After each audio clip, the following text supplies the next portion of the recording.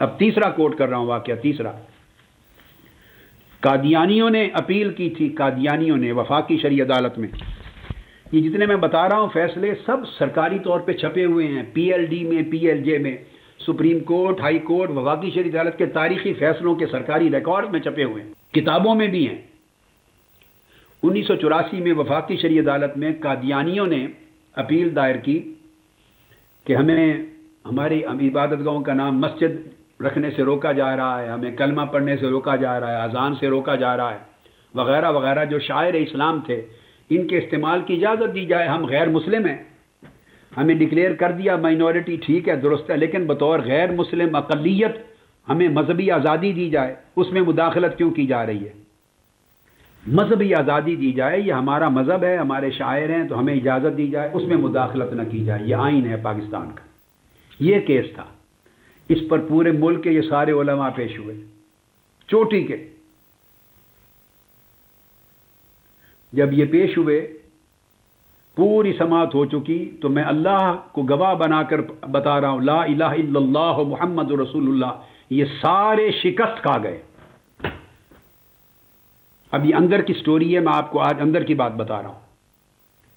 اور قادیانیوں کی اپیل کو خارج نہیں کروا سکے اور اپنی تصحیح کروا لی. اس میں وہ تحفظ ناموس رسالت والے بھی تھے، تحفظ ختم نبوت والے بھی تھے، علماء دیوبند بھی تھے، اہل حدیث بھی تھے، اہل سنت بھی، سارے تھے. عدالت کے جو سوال تھے جو قادیانیوں نے اٹھائے تھے، ان میں سے کسی ایک کا بھی جواب نہیں دے سکے.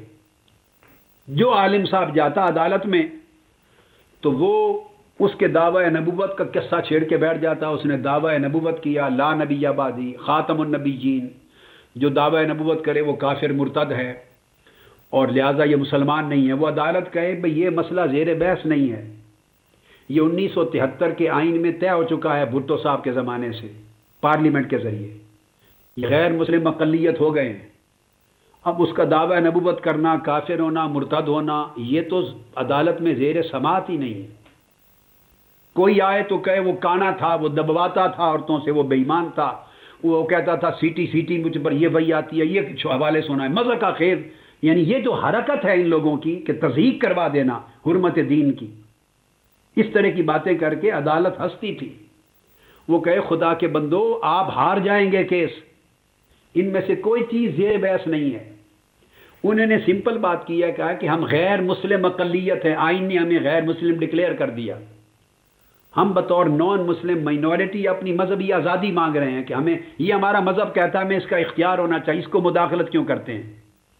اس پر دلائل دیں ازرو شریعت کہ یہ الفاظ وہ استعمال کر سکتے ہیں یا نہیں اپنی مذہبی آزادی کے طور پر. جب یہ سارے بھگت گئے اور وہ عدالت انتہائی پریشان ہو گئی، میں اس وقت ناروے دورے پر تھا، تو مجھے ٹیلی فون آیا. نفس مسئلہ پر گفتگو ہی نہیں کی کسی نے. یہی پرابلم ان کا آج ہے کہ نفس مسئلہ کچھ اور ہوتا ہے اور یہ بنا کچھ اور، بحث میں کچھ اور لیتے ہیں، خلط مبحث کر دیتے. اصل بات یہ ہے، یہ اس کے مرتد ہونے کے دلائل دیتے ہیں اور وہ مسئلہ زیر بحث نہیں ہے. مسئلہ ان کے غیر مسلم اقلیت کے طور پہ مذہبی آزادیاں کیا ہیں کیا نہیں ہیں، مسئلہ یہ ہے. چنانچہ ڈیٹ فکس ہوئی ان کے ساتھ، میں نے اپنا دورہ منسوخ کیا، بقایا واپس آنے کا کہا. انہوں نے میری واپسی کے، میں نے کہا 3 دن دے دیں تاکہ میں اسٹڈی کر لوں. اب یہ سارا ملک گواہ ہے، کراچی سے پشاور تک اور لاہور کے سب علماء گواہ ہیں. ہائی کورٹ کی بلڈنگ تھی، 6 گھنٹے دلائل ہوئے میرے، 6 کے 7 گھنٹے اسپیکر لگا ہوا تھا. اس ایک دن کے 6 گھنٹے کے دلائل سے قادیانیوں کی اپیل خارج کر دی گئی. اتنا مواد دلائل کا دے دیا انہیں کہ شکست کھا گئے قادیانی. سارے جہان نے دلائل سنے اور نتیجہ کیا ہوا؟ اللہ گواہ ہے کہ سب سے پہلا میرا ہاتھ چومنے والے شخص مولانا عبد الرحمان اشرفی تھے اس وقت، جنہوں نے اپنے کل علماء دیوبند اور اہل حدیث کی آنکھوں کے سامنے کھڑے ہو کے ہاتھ چومے. پھر مولانا منظور چنیوٹی نے، دوسرے مسلکوں کے لوگوں نے، پھر ہمارے اپنے علماء نے جو موجود تھے اہل حدیثوں نے.